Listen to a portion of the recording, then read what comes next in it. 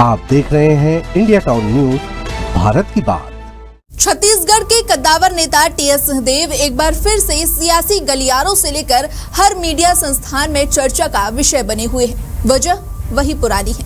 TS Singhdeo हमेशा की तरह एक बार फिर अपनी बयानबाजी के कारण सियासी गलियारों में चर्चा का केंद्र बने हुए हैं। टीएस सिंहदेव ने हाल ही में पार्टी लाइन के खिलाफ और विपक्षी नेताओं के समर्थन में बड़ा बयान दिया है। अपने बेबाक बयान के कारण पार्टी को मुश्किल में डालने वाले टीएस सिंहदेव ने इस बार किस नेता की तारीफ की है और इस वजह से सियासी गलियारों में क्या चर्चाएं हो रही हैं, सब आपको विस्तार से बताते हैं। नमस्कार, मैं हूं आपके साथ मानसी सोनी और आप देख रहे हैं India town news.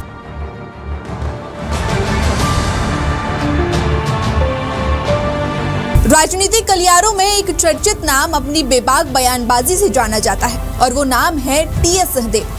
TS Singhdeo हमेशा एक मजे हुए नेता के रूप में जाने जाते हैं। उन्होंने न सिर्फ कांग्रेस पार्टी में अपनी मजबूत स्थिति बनाई है, बल्कि राज्य की राजनीति में भी अपनी खास पहचान बनाई है। यूं तो टीएस सिंहदेव हमेशा से ही कभी पीएम मोदी, कभी आरएसएस, तो कभी मुख्यमंत्री साय की तारीफ करते नजर आते हैं, लेकिन इस बार उन्होंने गृह मंत्री अमित शाह की तारीफ की है। उन्होंने कहा है कि गृह मंत्री राज्य का सहयोग करते हैं क्योंकि विषय राज्य का है। गृह मंत्री नक्सलवाद को खत्म करने की मंशा रखते हैं। सुनिए क्या कह रहे हैं पूर्व डिप्टी सीएम टीएस सिंहदेव। राजनीति को पृथक करके देश के गृह मंत्री हैं, वो भी राज्य का सहयोग करते हैं क्योंकि विषय राज्य का है। राज्य की सरकार का कानून व्यवस्था की जिम्मेदारी संविधान में सौंपी हुई है, तो राज्य को जो वो सहयोग करते हैं। और आज छत्तीसगढ़ बना और उसके पहले से जो भी कार्रवाइयाँ होती रही हैं, जो सरकारें रही हैं और जो उनके प्रमुख रहे हैं, उनने हमेशा पहल और प्रयास किया है कि इसको सीमित किया जाए और अंततः समाप्त किया जाए। तो गृह मंत्री जी भी वैसी मंशा रखते हैं, हर छत्तीसगढ़ का नागरिक वैसी मंशा रखता है, तो जितना जल्दी समाप्त हो वो उचित है, अच्छा है। ये पहली बार नहीं जब टीएस सिंहदेव ने भाजपा के नेताओं की तारीफ की है। इससे पहले भी टीएस सिंहदेव ने प्रधानमंत्री से लेकर मुख्यमंत्री के अच्छे कामों की सराहना की है। साल 2023 में छत्तीसगढ़ को 6000 करोड़ से ज्यादा की सौगात देने जब पीएम मोदी रायगढ़ पहुंचे, तब उन्होंने पीएम मोदी के साथ मंच साझा किया। टीएस सिंहदेव ने पीएम मोदी की तारीफ में कहा कि मेरे अनुभव में मैंने भेदभाव महसूस नहीं किया। राज्य के काम के लिए जब भी हमने केंद्र के आगे हाथ फैलाया तो बतौर साथी केंद्र की ओर से कभी हाथ तंग नहीं रहे। सुनिए और क्या कह रहे हैं टीएस सिंहदेव। मेरा सौभाग्य है कि छत्तीसगढ़ की धरती पर श्रद्धेय प्रधानमंत्री जी की अगवानी करने का अवसर मिला। छत्तीसगढ़ में सर आपका बहुत बहुत स्वागत है। आज आप देने आए हैं, बहुत सारी चीज़ें देते रहे हैं, दे रहे हैं और भविष्य में भी मिलती रहेंगी, ऐसा मेरा विश्वास है। संविधान की संघीय व्यवस्था में केंद्र के मार्गदर्शन में राज्य अपनी जिम्मेदारी निभाते हुए सदैव काम करता रहा है और मैं ये कहने से भी नहीं चूकना चाहूँगा कि मेरे अनुभव में मैंने भेदभाव महसूस नहीं किया। राज्य से हम लोगों ने अगर काम किया और मांगा तो बतौर हक, बतौर एक साथी केंद्र सरकार की ओर से कभी हाथ तंग नहीं रहे। और मेरा विश्वास है कि आने वाले समय में इस देश को, इस प्रदेश को मिलकर अपनी संघीय ढांचे की व्यवस्था में निरंतर हम आगे बढ़ाते रहेंगे, चाहे वो स्वास्थ्य का क्षेत्र हो, चाहे शिक्षा का क्षेत्र हो, चाहे औद्योगिकीकरण का क्षेत्र हो, चाहे रोजगार का क्षेत्र हो। सभी क्षेत्रों में ये साझा भागीदारी से हम विकास सतत करते रहेंगे। बहुत बहुत आभार आपकी उपस्थिति के लिए।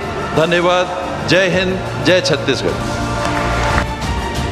टीएस सिंहदेव के इस बयान को काफी दिलचस्प तरीके से देखा गया क्योंकि कांग्रेस पार्टी के पूर्व मुख्यमंत्री भूपेश बघेल ने कहा था कि केंद्र सरकार भेदभाव करती है, लेकिन टीएस सिंहदेव के इस बयान ने उनकी इस बात को सिरे से खारिज कर दिया।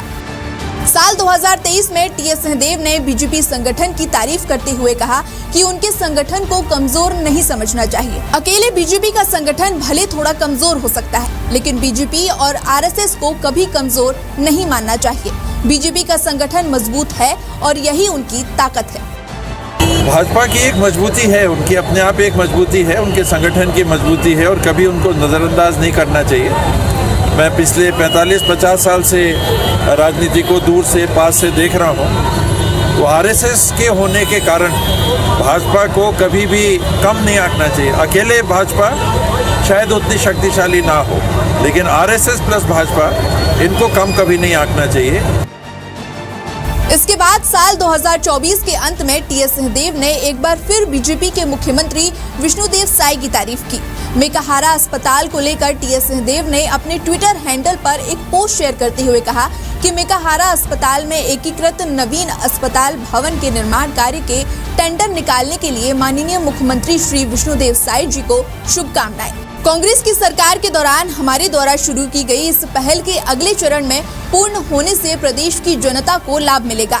काफी अथक प्रयासों से इस बिल्डिंग के लिए सभी प्रक्रियाओं को पूरा किया गया था, जैसे कि नाबार्ड से लोन लेना, भवन का नक्शा तैयार करना इत्यादि।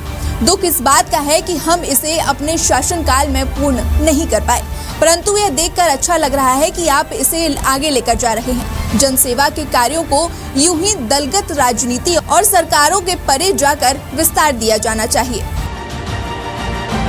फिलहाल राजनीतिक गलियारों में अभी एक ही नाम सबके मुंह पर है और वो है टीएस सिंहदेव।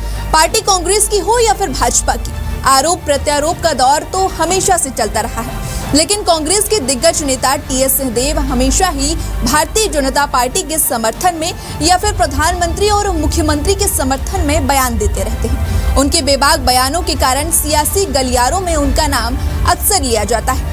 आने वाले समय में यह देखना दिलचस्प होगा कि क्या उनके बयानों का असर सरकार और संगठन पर पड़ता है या फिर यह महज एक राजनीतिक बयानबाजी का हिस्सा है। फिलहाल अभी के लिए इतना ही। अब मुझे दीजिए इजाजत। नमस्कार।